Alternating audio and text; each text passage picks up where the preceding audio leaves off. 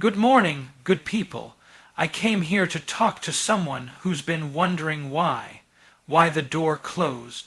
Why the plan failed. Why you're still stuck, stressed, and searching for answers. But I want to flip your perspective today. I want to tell you, your struggle is not your sentence. Your struggle is your setup. Struggles are strategic. What feels like a setback is actually a divine setup for growth, maturity, and promotion. You think it's random. You think it's chaos. You think God must have taken his hands off the wheel because everything around you is spinning out of control. But let me tell you something that will shake your soul awake today. Your struggle is strategic. That's right. It's not just happening to you, it's happening for you. There's a blueprint behind that breakdown. There's purpose behind that pressure. You think you're drowning, but heaven says you're being developed. See, the enemy wants you to believe that this situation is a sign that you're off track, that you've lost favor, that you're being punished. But listen, God doesn't waste a struggle, he doesn't waste a trial. Everything you're going through is being used to train you, prepare you, position you. And it might not feel like strategy, but let me remind you, some of God's greatest strategies look like human suffering at first. Think about it. When David was out there in the field fighting lions and bears, he didn't know that was training. He didn't know Goliath was coming. He just thought he was surviving another day. But God was using every private battle to prepare him for a very public victory. So, the question isn't why am I struggling? The question is what is this struggle setting me up for? I know it hurts. I know it's heavy, but don't mistake pain for punishment. It's the weight of your calling, and weight builds strength. You're not being buried, you're being planted, you're not falling apart. You're being formed. The storm you're in is not the end of your story, it's the start of your strategy. See, God often disguises development in discomfort. You'll think it's rejection, he says it's redirection. You'll think it's a breakdown, he says it's a build-up. And if you could just see what's on the other side of this storm, you'd thank God for the struggle. So stop looking for an escape route and start looking for the lesson. Stop cursing the fight and start training in it. You don't grow in ease, you grow in resistance. You don't discover purpose on the mountaintop, you find it in the valley.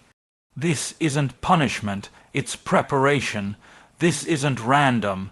It's rehearsal for something bigger than you can even imagine right now. Pain has a purpose educationally. Pain teaches better than comfort. It builds character, endurance, and emotional intelligence. Pain has a purpose. You didn't go through what you went through just to cry about it. You didn't survive that storm just to sit in silence. No, that pain was a teacher. That heartbreak, that failure, that betrayal, it was school.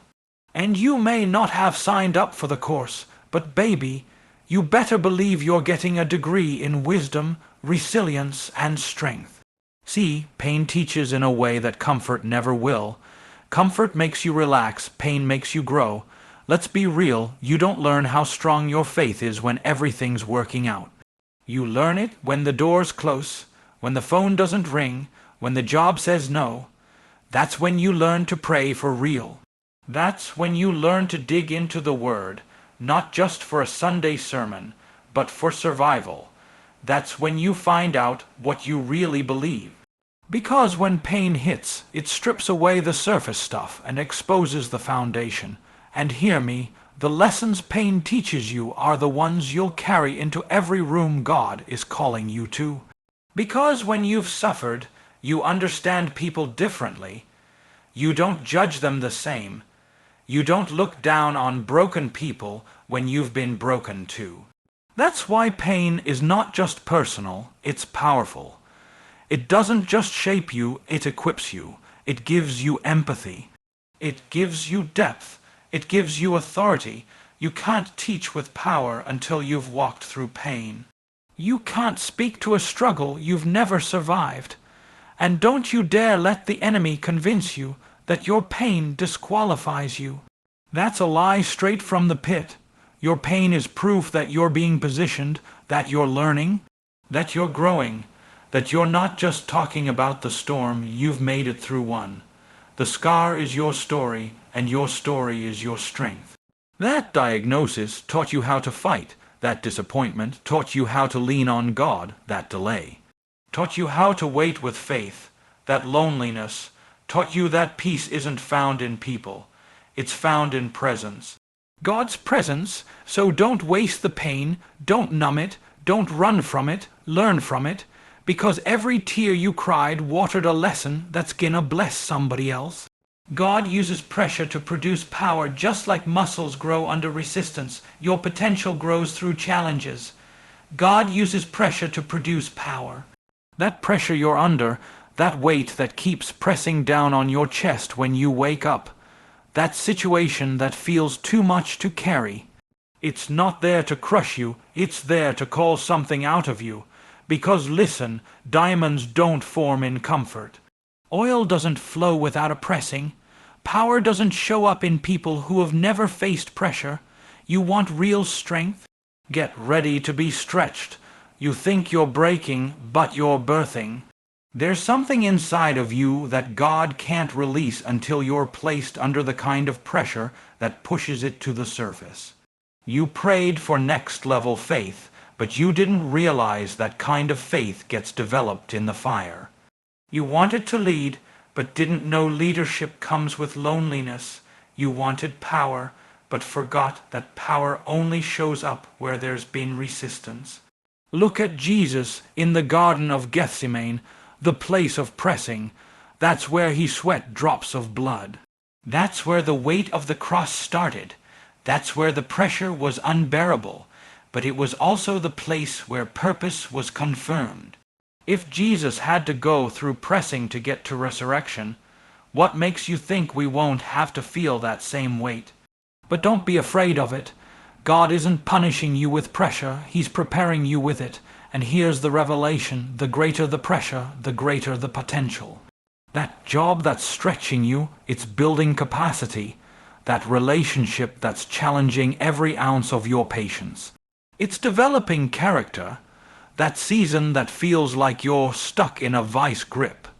It's squeezing out pride, insecurity, fear, making room for power, boldness, authority. Pressure is the place where weak things die and strong things rise. Pressure makes you pray when you'd rather post. Pressure makes you depend on God when you used to depend on yourself. Pressure doesn't feel good, but it produces what comfort never could. Stop asking God to take the pressure away. Start asking Him to show you the power that's coming from it. Because when the pressure hits and you lean into it with faith, that's when you shift. That's when something holy starts to break open in you. That's when you stop surviving and start stepping into power you didn't even know was possible. Preparation happens in private. David was anointed king, but trained in the field. Education through struggle happens in the unseen places. Preparation happens in private. Don't miss that. You're crying because nobody sees you. You're frustrated because no one's clapping. But can I tell you something real today? God does His most powerful work when no one's watching. You feel overlooked, but heaven is invested. You feel invisible, but God is intensely involved in what He's building inside of you. This season of silence, this season where you feel like nothing is happening, this is the setup. David was anointed king, yes, but he didn't go straight to the throne. No, he went back to the field. Back to the sheep, back to the same dirt, same routine, same obscurity, but don't confuse hidden with forgotten. That field was his classroom. That field was where he learned how to fight. That field was where he worshipped with no crowd, no lights, no applause, just him and his God. And that's the kind of preparation that lasts. See, private preparation produces public power. You don't get platform anointing without private obedience. Everyone wants to be seen, but not everyone wants to be shaped. God is shaping you in the quiet. He's forming your heart when no one's texting you back. He's strengthening your character when the door didn't open. He's teaching you to serve when the spotlight's off. And I promise you, the people who are mighty in public are the ones who are faithful in the field. You keep thinking this waiting season is wasted time, but it's not wasted, it's weight training. God is adding weight to your spirit, depth to your vision, clarity to your voice. And when the time comes, when the moment hits, the people who skipped the process will be watching you carry what they couldn't because they didn't prepare in private. So don't despise the season that feels small. Don't rush out of the place that's teaching you how to stand strong. Your current obscurity is not God saying no. It's Him saying not yet. It's Him whispering, I love you too much to promote you before you're ready. Because if you get the platform without the preparation, the weight of the spotlight will crush what your character can't hold. But when you've been shaped in secret, when you've been faithful in the hidden place, nothing can stop you when it's your time. Your struggle builds your story. Every great teacher has a testimony. What you're going through now is your future curriculum. Your struggle builds your story. You want power, you want influence, you want to help people. Then don't run from the struggle, walk through it and write it down. Because the very thing you're crying about today is the thing someone else will be healed by tomorrow. Your pain is the platform.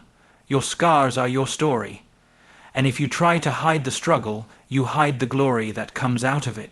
We don't connect with people who have never been through anything. We're drawn to the ones who have wrestled in the dark, the ones who have fought hell and made it back with fire still in their eyes. That's what gives your voice weight. That's what gives your words authority. When you say, I know what it's like to want to give up, but I didn't. That's when chains start breaking in someone else's life. That's when your story becomes a weapon. Don't you dare minimize what you've been through. Don't you dare call it a waste. That battle with depression, that season of betrayal, that long stretch of waiting. That is your story, and it's powerful, because people don't need another polished, filtered, airbrushed testimony. They need real. They need to know somebody made it out of the pit and lived to tell it. And guess what? That somebody is you. God isn't just writing a success story with your life. He's writing a survival story, a redemption story, a look what I brought you through kind of story. And the chapters you want to rip out, the ones you're ashamed of, the ones you wish never happened, those are the chapters He's going to use the most. You don't have to fake it. You don't have to pretend. You just have to own it, because the story you're living is someone else's survival guide. What felt like hell to you will be hope for them. That's why you're going through it, not to stay stuck in it, but so you can speak from it, so you can teach from it, so you can lead others out of it. Your struggle isn't just about you. God is building a testimony that will break yokes and build bridges. So stop disqualifying yourself, stop asking why it had to happen, and start asking who needs to hear this. Because every valley you've walked through has made your voice more dangerous to darkness. Your struggle built your story, now go and tell it with fire. Victory begins in the mind. How you think about your struggle determines whether it becomes your graveyard or your launch pad. Victory begins in the mind. That's where the real battle is. Before you ever see breakthrough in your life, you've got to break through in your thinking. You can't live in freedom if your mind is still in chains. You can't walk in power while replaying lies on repeat in your head. And let me tell you, the enemy's greatest weapon isn't your situation, it's your mindset. He doesn't need to take your job, your health, your relationships. If he can just take your belief, he's already won. You could be standing in a season of opportunity and miss it because your mind is stuck in a season of defeat. You could have the promise in front of you, but still be living with the mentality of a prisoner. That's why Romans says, be transformed by the renewing of your mind. Not your finances, not your friendships, not your situation, your mind, because transformation always starts on the inside. What are you telling yourself in the struggle? Are you saying, I can't handle this? Or are you saying, God is strengthening me through this? Are you saying, this is too much? Or are you saying, this is making me stronger? That inner dialogue is not just commentary, it's construction. Every thought you think is building a framework for your future. So if your mindset is built on fear, insecurity, and shame, don't be surprised when your life starts to collapse under pressure. But if your mindset is built on faith, identity, and purpose, then nothing can shake you, not even the storm. God has already declared victory over your life, but if you don't believe it, you'll live like a victim even when you've already been crowned a victor. That's why the enemy attacks your thoughts, because he knows if you ever start thinking like a son, like a daughter, like someone with destiny, his lies won't work anymore. So take back your thoughts, catch them, confront them, replace them with truth. You've been rehearsing the wrong narrative. It's time to rewrite the story. Start saying what God says. Start thinking like someone who's already come out on the other side.